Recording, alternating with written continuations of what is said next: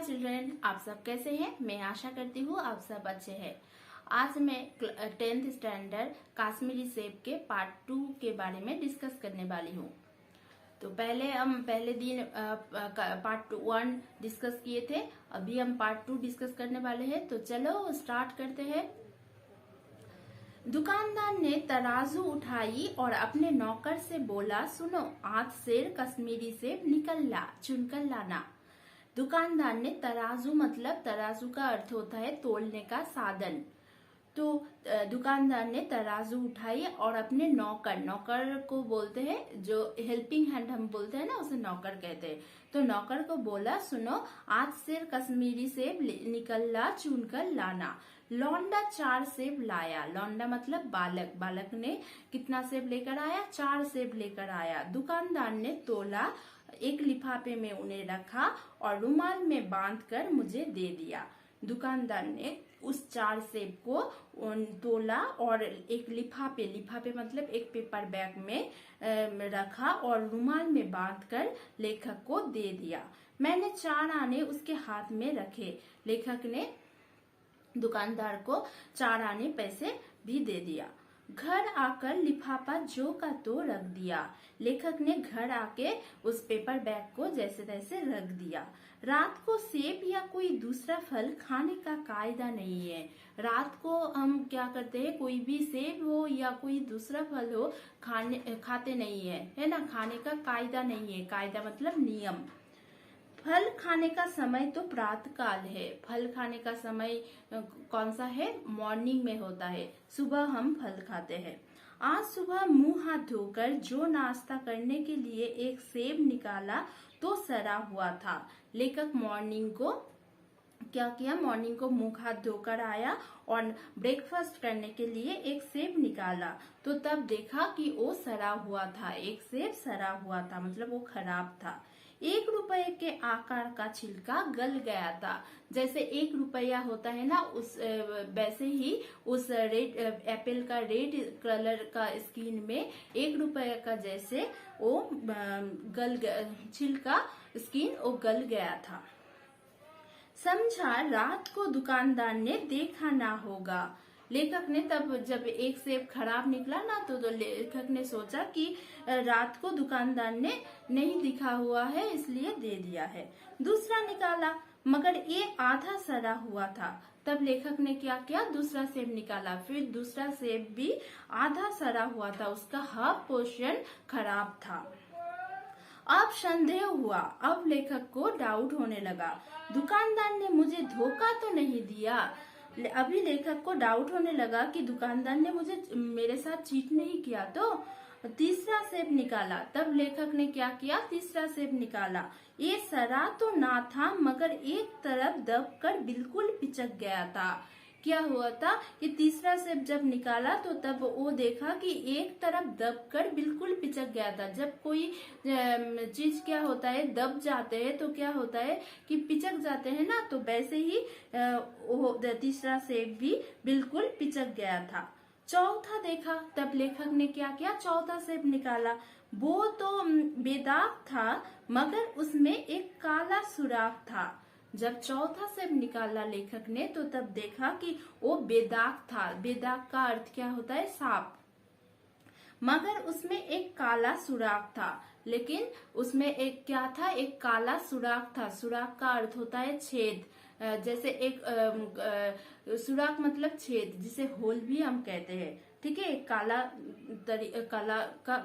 रंग का एक सुराख था। जैसा अक्सर बेरों में होता है। जैसा एक बेरों में होता है। बेरो मतलब जो एक प्रकार का फल होता है ना, उसे बेरो बोलते हैं। ठीक है, तो जैसे बेरों में होता है वैसे ही वो चौथा सेब में एक काला सुराख था। काटा तो भीतर वैसे ही धब्बे जैसे बेर में होते हैं। जब चौथा सेब को लेखक ने काटा तो देखा कि जैसे बेरों में होता है वैसे ही धब्बे है उस चौथा सेब में। एक सेब भी खाने लायक नहीं। तो लेखक ने देखा कि एक सेब भी खाने में लायक नहीं थे, है ना। 4 सेब निकाला, 4 सेब भी खराब था, एक सेब भी खाने का लायक नहीं था। 4 आने पैसा का इतना गम ना हुआ जितना समाज के इस चारित्रिक पतन का। लेखक ने क्या बोल रहे हैं कि 4 आने पैसा का इतना गम ना हुआ। लेखक तो वो 4 आने पैसे से लिए थे, है ना, लेकिन 4 आने पैसे का लेखक का इतना दुख नहीं हुआ था जितना समाज के इस चारित्रिक पतन का दुख हुआ था। समाज में लोग इतना धोखेबाजी करते हैं, चीट करते हैं लोगों के साथ, है ना, ये सोच के लेखक को बहुत दुख हुआ। दुकानदार ने जानबूझकर मेरे साथ धोखेबाजी का व्यवहार किया। दुकानदार ने क्या किया, जानबूझकर लेखक के साथ धोखेबाजी किए है। एक सेब सड़ा हुआ होता तो मैं उसको क्षमा के योग्य समझाता। लेखक ने बोल रहे हैं कि एक सेब खराब होता तो मैं उसे क्षमा कर देता। सोचता उसकी निगाह ना पड़ी होगी। निगाह मतलब क्या, आंखों से ना देखने मिला। तो लेखक ने सोचा कि एक सेब खराब होता तो मैं उसे क्षमा कर देता। सोचता कि जे आंखों से वो नहीं देखा, रात को दिया है तो आंखों से नहीं देखा हो तो उसे क्षमा कर देते। लेकिन मगर चारों के चारों खराब निकल जाए। लेकिन क्या हुआ, चारों की चारों से भी उन्होंने खराब दे दिए हैं। ये तो साफ धोखा है ना, ये तो साफ धोखाधड़ी है। मगर इस धोखे में मेरा भी सहयोग था। अभी लेखक को समझ में आ रहे हैं कि इस धोखे में मेरा ही सहयोग था। मेरा उसके हाथ में रुमाल रख देना मानो उसे धोखा देने की प्रेरणा थी। लेखक ने क्या किए थे, उसके हाथ में रुमाल रख दिए थे, दुकानदार के हाथ में रुमाल रख दिए थे और बोले थे कि आप चुन चुन कर दे दीजिए। तो लेखक वहां पे ही बहुत बड़ी गलती कर दिए थे, है ना। ऐसे ब्लाइंडली ट्रस्ट करना नहीं था, ब्लाइंडली ट्रस्ट करना नहीं करना था। लेकिन लेखक ने ऐसा किए थे तो लेखक उसे धोखा देने के प्रेरणा थी, है ना। उसने भाव लिया कि ये महाशय अपनी आंखों से काम लेने वाले जीव नहीं है और ना इतने चौकस है कि घर से लौटाने आए। तो उसने भाप लिया, मतलब दुकानदार ने भाप लिया मतलब पहचानना। तो दुकानदार ने लेखक को पहचान लिया था कि ये महाशय अपनी आंखों से काम लेने वाले जीव नहीं है और ना इतने चौकस है। चौकस मतलब ना इतना सचेतन है कि घर से लौटाने आए। जब लेखक ने देखा ये 4 से भी खराब है तो लेखक ने लौटाने नहीं आए, है ना। तो दुकानदार ने ये सोच लिया था, तभी उसे पहचान लिया था कि ये आदमी ऐसा जीव नहीं है कि इतना चौकस नहीं है कि घर से लौटाने आए। आदमी बेईमानी तभी करता है जब उसे अवसर मिलता है। आदमी बेईमानी कब करता है, जब उसे अवसर मतलब जब उसे मौका मिलते है तभी लोग बेईमानी करते हैं। बेईमानी का अवसर देना, चाहे वो अपने ढीलेपन से हो या सहज विश्वास से, बेईमानी में सहयोग देना है। बेईमानी का अवसर देना, चाहे वो अपने ढीलेपन से हो या सहज विश्वास, ब्लाइंडली ट्रस्ट हम करते हैं तभी तो लोग हमें धोखा देते हैं, है ना। पढ़े लिखे बाबुओं और कर्मचारियों पर तो अब कोई विश्वास नहीं करता। जो पढ़े लिखे बाबुओं होता है ना, कर्मचारिया होता है, उसे कोई भी अभी विश्वास नहीं करता, कोई भी अभी ट्रस्ट नहीं करता है। किसी थाने या कचहरी या म्यूनिसिपैलिटी में चले जाइए, आपकी ऐसी दुर्गति होगी कि आप बड़ी से बड़ी हानि उठाकर भी उधर ना जाएंगे। जब हम किसी भी थाने में जाते हैं या कचहरी मतलब दफ्तर, किसी भी दफ्तर में जाते हैं तो क्या होता है, कोई भी काम लेकर जाओ, जैसे घर की बिजली के लिए या घर की पानी के लिए, तो क्या होता है कि कर्मचारी लोग एक दिन में तो काम नहीं होते हैं, बहुत दिन हम लोगों को घुमाते हैं, है ना। एक टेबल में जाओ, फिर दूसरा टेबल में जाओ, फिर तीसरा टेबल में, तो लोगों को बहुत परेशानी करते हैं। तो इसलिए लेखक ने बोल रहे हैं कि ऐसे दुर्गति करते हैं कि आप बड़ी से बड़ी हानि उठाकर भी उधर ना जाएंगे। मतलब हमें दूसरे टाइम जाने का मन नहीं करेंगे कि दूसरा टाइम हम उस दफ्तर में जाए, क्योंकि काम इजी नहीं होते हैं, तो है ना। पहले ऐसा नहीं था, पहले जमाने में ऐसा नहीं था। जब लेखक छोटा था ना तब ऐसे नहीं होता था।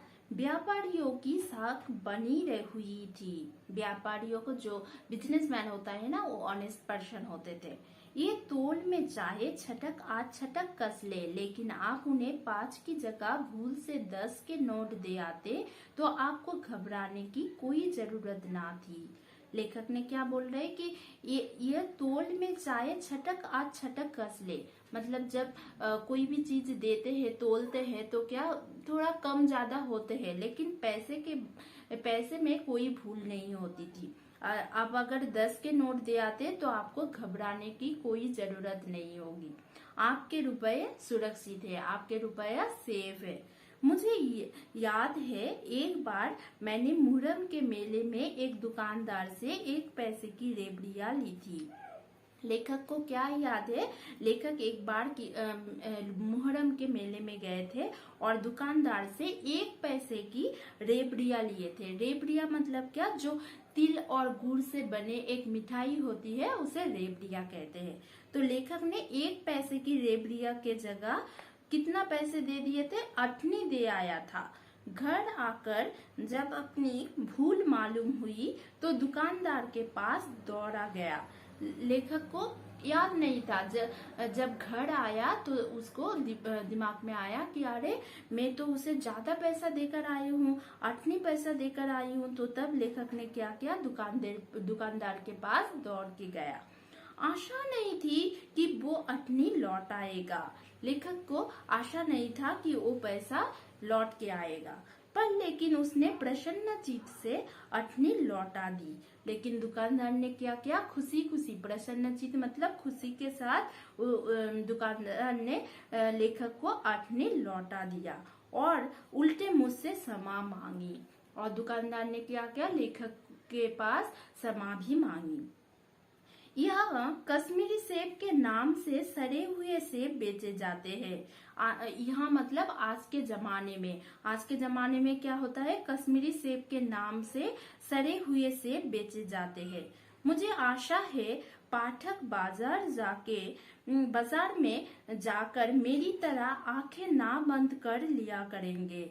अभी लेखक ने क्या बोल रहे हैं कि हम जितने भी लोग हैं ना, हम क्या करेंगे? बाजार में जाकर आंखें ना बंद कर लिया करेंगे। मतलब हमें ब्लाइंडली किसी के ऊपर ट्रस्ट नहीं करना चाहिए। हम कोई भी चीज ले तो हमें खुद चुनकर लेना चाहिए। लेखक यही हमें लोगों को सचेत कर रहे हैं। नहीं तो उन्हें भी कश्मीरी सेब ही मिलेंगे। नहीं तो क्या होगा? हमें भी लेखक को जैसे कश्मीरी सेब के नाम से सड़ा हुआ सेब दिया था, हमें भी ऐसे ही धोखा खाना पड़ेगा। इसलिए लेखक ने हमें भी सचेत कर रहे हैं कि हम जब दुकान में जाएंगे तो किसी के ऊपर ब्लाइंडली ट्रस्ट नहीं करें, नहीं तो हमें भी धोखा खाना पड़ेगा।